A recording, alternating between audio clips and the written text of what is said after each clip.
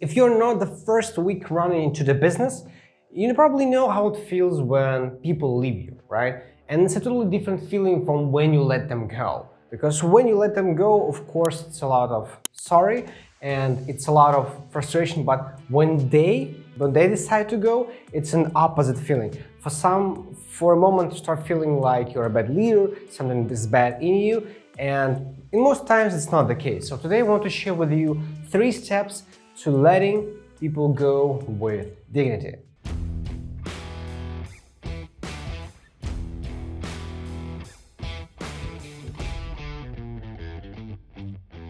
And the first step of letting people go with dignity for you and for them is to figuring out a very detailed reasons why this is happening. And I'm not talking like, why you're leaving? Oh, they pay me more. Oh, okay, goodbye, right? No. Let's talk about this more. It's probably not about this problem. It's about something else. Usually money is just a distraction. Usually, of course it's important, but there are a lot of different reasons why it's happening. Maybe there is no mentorship.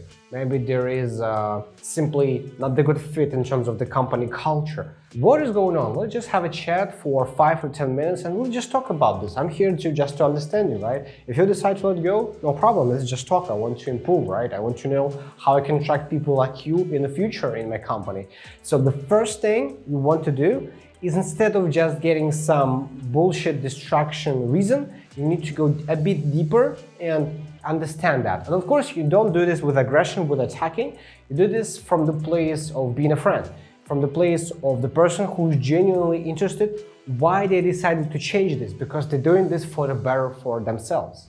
The step number 2 you have in place is to make sure that this decision is final.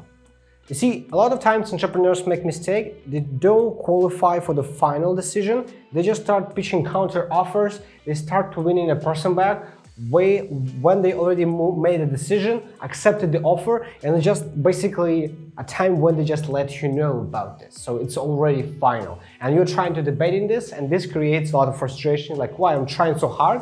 Why do you resist? Well, because it's final. They already made the decision, right? So don't forget, step 2, you have to make sure it's final. You just talk with them and see like, okay, I see you're moving to another organization. Have you got the offer yet? And this, and this, and that.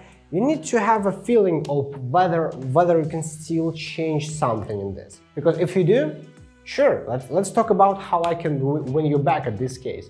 Whether this is a reason I can improve this, or if it's a final decision, that's cool with me. Okay, I respect your choice. I just want to make sure I don't make some aggressive moves when it's already a final one. The third and the final stage, the final step to letting people go with dignity is recognizing their contribution to your company privately and publicly with your team. Now, here's how it works. Let's say, and I had this experience myself, because to the moment of filming this video, in the past 10 days, I lost 2 very cool people I like to work with. So what happens is, first of all, you don't go back, oh, but how about this? You let the project and this. No.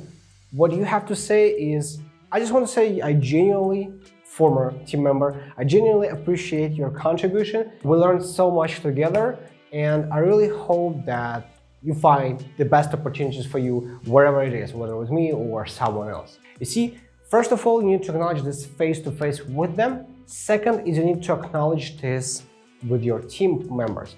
First of all, it's a nice way of delivering the news to them that the person will be leaving the company. Secondly, it shows them how to treat people who are leaving, right? So that the next time this happens to them, they know they can talk to you about this. They know that they don't need to keep it secret until it's too late. And this really is the best way you can do to make sure not only you keep this relationship with the person, because now they're team players, tomorrow they are not, and in 1 or 2 years they might be back again. So the last thing you want to do is to break this relationship. Regardless of whether you're in your company or outside of it, you need to stay friends, basically. Second is you just show your people who are with you right now that it's okay, it's life. Let's just make sure that we stay people. And these are the 3 steps to make sure that whatever happens to your team members, When they leave you, you remain these conversations, you remain this dignity between each other, and the team respects it as well. My name is Vlad, and if you have other tips on how you specifically make sure that this relationship doesn't break with people when you let them go, let me know in the comments. Make sure to subscribe to my YouTube channel and connect with me on LinkedIn. Until next time, I'll see you in my next video.